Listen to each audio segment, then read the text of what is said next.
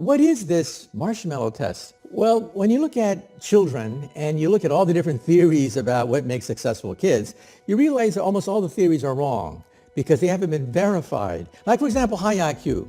You have a lot of high IQ people who become marginal members of society. And so what is the one psychological test that correlates with success in life?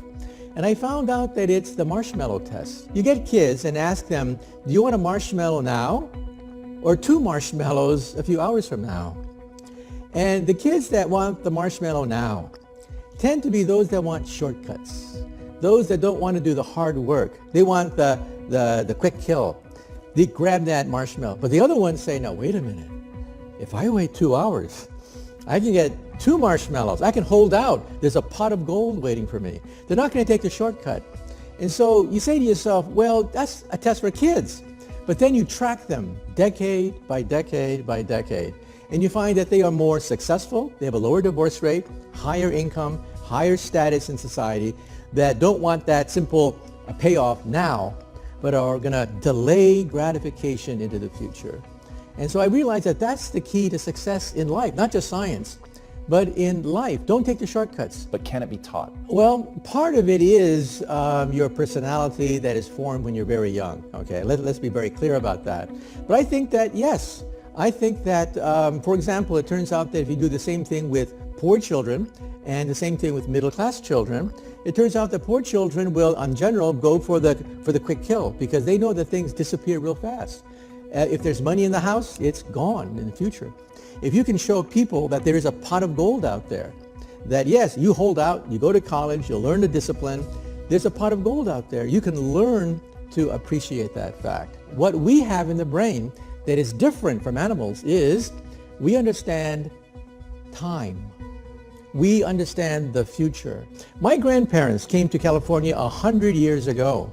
But imagine, back then, life expectancy was 49 years of age. I mean, you were born, you had kids, and died. Life was a bitch. Now we have an increased lifespan. We have all the luxury goods. Instead of yelling out the window, which is what my grandparents did to communicate, we have the internet. And so when you look at it the long term, decade for decade, you realize the enormous progress that we've made. We constantly daydream, we scheme, we plot. We constantly think about what could be. Now let's do an experiment. Go home tonight and teach your dog the concept of tomorrow. Try it. Teach your dog the concept of tomorrow, the next week, the next year, and you realize you can't. Animals live in the present. And that's what I think intelligence is. Intelligence is being able to map the future, simulate the future. So if you get an experiment, people with low IQ and high IQ, put them in the same room, and you give them the same job, rob a bank. You'll find out that the low IQ people probably do a much better job of robbing a bank, plotting the bank robbery, than high IQ people who get all messed up with legal implications and stuff like that. The point is that you can have some very smart robbers because they see the future. And that's what we humans do that animals cannot. We constantly daydream. We constantly create worlds that don't exist. And to me, that's what intelligence is. Some people ask me, well, what is the meaning of life then? And I say to myself that if somebody gives you from up high the meaning of life, it's too easy.